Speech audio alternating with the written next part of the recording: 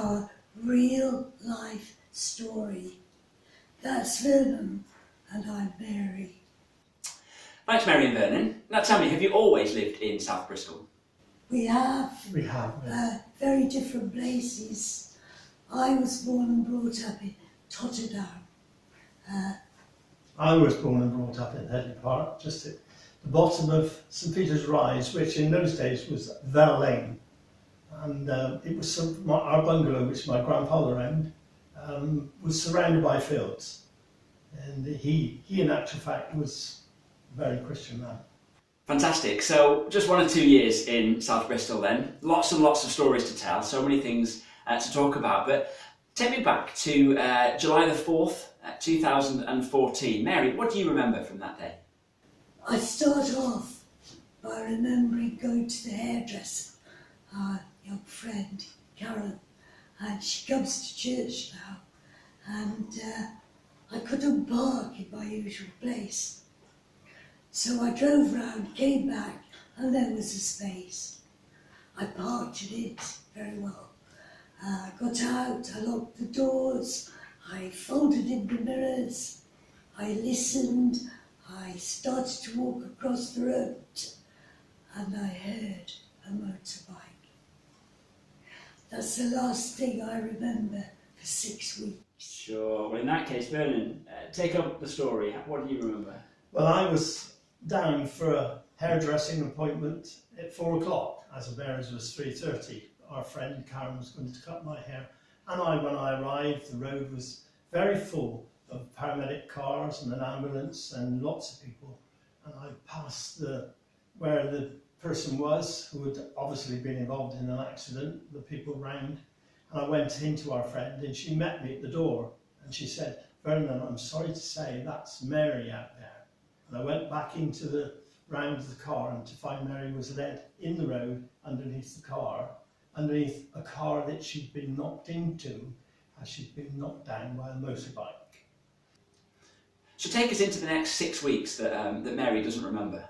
She was taken into Southmead into A&E, and 5:30 to 9:30 she was in A&E, and then they moved out and they put her up into a special ward. And during that time they kept us in touch, but when we went to the ward, the doctor who was going to be in charge of Mary, my son had arrived with his wife at that stage, and they took us into a little side room, and he came in with his assistant, and his first words were, "Mr. Wendell," he said, "I have to say that you are very fortunate that your wife is alive." Now, Mary, take us back into your situation. As you were coming round, as the doctors were speaking to you, what kind of things were they telling you about the future? They were not telling me anything. It's quite strange. I saw a notice at the end of my bed, and it said, "Put no pressure on the right leg." Well, it was my left leg that was so heavily bandaged, and I just thought, somebody's got the wrong sign there on the beds. My very, very first memory in it all is our son-in-law, who kissed the top of my head and said, "God bless you, Mum." So what were they saying about your long-term health?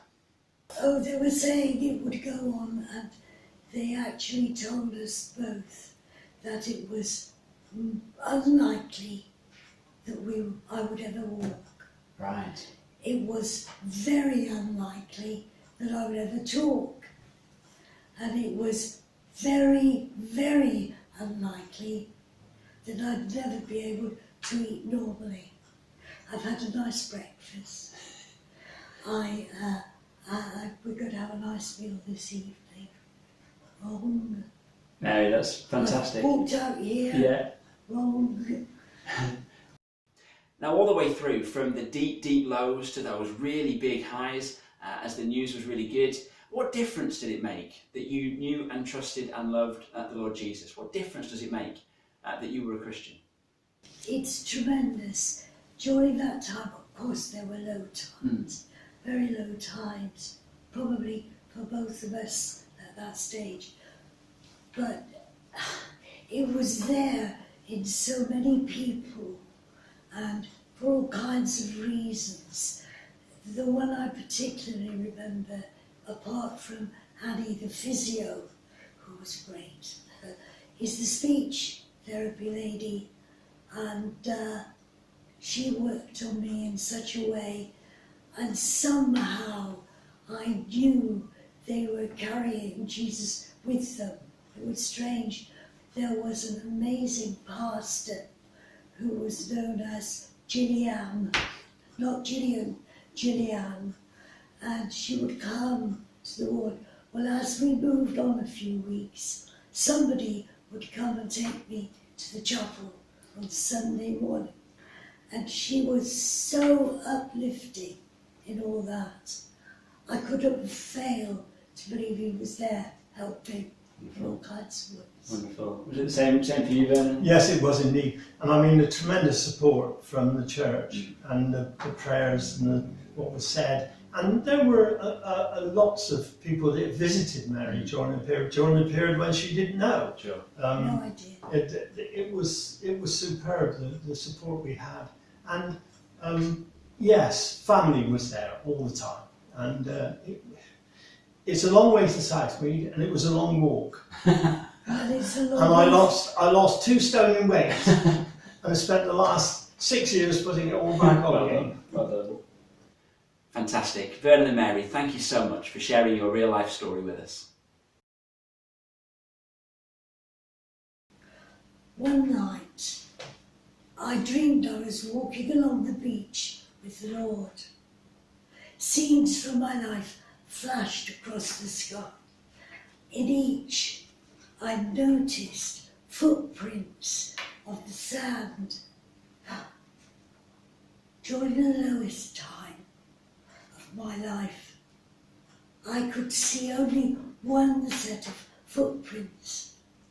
I said, Lord, you promised me that you would walk with me all my days. Why then have I needed you most? Would you leave me?